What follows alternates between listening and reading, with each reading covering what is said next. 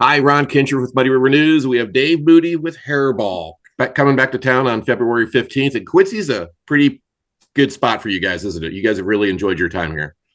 Oh, it's so awesome. The people are great. The fans are awesome. The venue's awesome, and just we absolutely love it. And it's just a great relationship. We're chocolate, you're peanut butter. We love it. 25 years now of Hairball. That's Yeah, great. it's amazing. It's amazing that something like this has went on this long, and we're just so honored and humbled by it, and just how many years, and I'm in my fifth summer with the band now, and it's just amazing to me uh, how many people just continue to come out and see this band and show it love, and we're just so thankful for it. And you're seeing a diverse set of ages coming out too. It's just not guys like me or gals like me that were raised in the 80s with this type of music.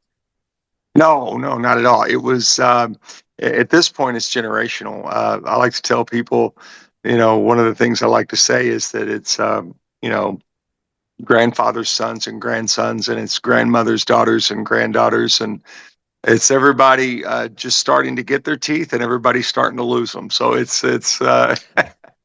it's everybody in between. So it's pretty amazing to look out and see the generational aspect of it. It's humbling. Have you guys been able to put your finger on what it is about this music though that stays with people for so long? Because it's almost 50 years now. Well, I believe that this music lends itself to just such a good time. I mean, you cannot not have fun with these songs. They're some of the greatest choruses to the greatest hits in the history of rock and roll. I mean, this it's not mystical to me. I think these songs lend themselves to a good time, and so when you hear these tunes, it just gets you up and makes you happy. So who doesn't want to be happy? That's true. And you got hooked with Kiss, right? That was your first love growing up. Yeah, definitely Kiss for me, and I probably could speak with the rest of the band that Kiss was their rock and roll drug that got them addicted to or infected with rock and roll. So it definitely to me Kiss would be the one. So the 15th, you guys are coming back to the Oakley Lindsay Center. And for those that don't know about the bombastic hairball band, I love that because you guys have bombastic all over your propaganda. Just give the folks a real quick overview of what you're going to be doing. Well, we have 5 video walls, more pyro than a 70s Kiss concert, and we Wow. have, exact replicas of the costumes. We do the makeup with great detail. When you look up there, it's not Gene Simmons and Paul Stanley, but I'd be damned if you ain't got to take a second look and just be and go, my goodness, that is as close as it gets. So we're there to burn your eyes out of your head and make your eardrums bleed and leave you sticky, broken, and confused, laying on the floor. That's what we do. You're going to walk in, but you're going to float out. It's like a 2-hour encore, nothing but the hits, nothing but the biggest songs of the greatest eras of rock and roll in the history of time. So I don't know what you're waiting for. Go get your ticket now. So you've been with them for 5 years. So how Yes. much has the music changed within the sets that you guys are doing? Are you continually adding and subtracting, or is it pretty stagnant from show to show? Absolutely. It changes and evolves. We can do up to 40 characters at any given time. So, Wow. you never know what we might come up with. We save the set list from every single show that we do. So when we do come to a town, we know what we did at the last previous one. So let's throw something in there.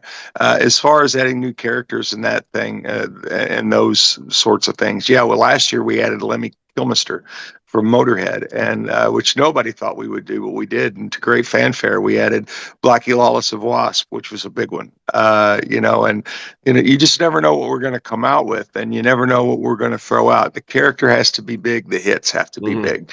So that's the idea. That's the formula of Hairball. So when you come out with a new character, do you guys all fight over it? No, no, no, no, no. It comes down to the singer's voice and what they're Okay. comfortable with doing, and what their strength is. So how hard on your voice is doing these various characters because they all sing differently? Because I know you do Paul Johnson, right? And then you Brian do, Johnson, yes. sorry, Brian Johnson. And he's obviously very difficult to do. But how much stress is there? Well, I mean, to me, it feels like home. That's my voice. That's what I Mm-hmm. do. But on the same token, on the flip side, uh, I'm not going to do Steve Perry. Nobody Mm, wants to hear that. So that's my voice, but that's why we have three singers, because they all specialize in a certain voice, in a certain mm, style, in a certain way. So the raspy voice singers fit me just fine. yeah. It fits my voice. You can hear it in my voice, and and how I talk with you right now. But it's a non-issue for me to do those voices. And it's never difficult. But again, I'm not going to sing Steve Perry or Freddie Mercury either. Well, safe travels. Looking forward to seeing you on the 15th when you come to Quincy. Oh, we can't wait. It's going to be awesome. And thank you to everybody who has always been there for us in our 25th year. It's amazing. And we're just so grateful and thankful and humbled by it. And can't wait to see you. All right, that's Dave Moody with Hairball.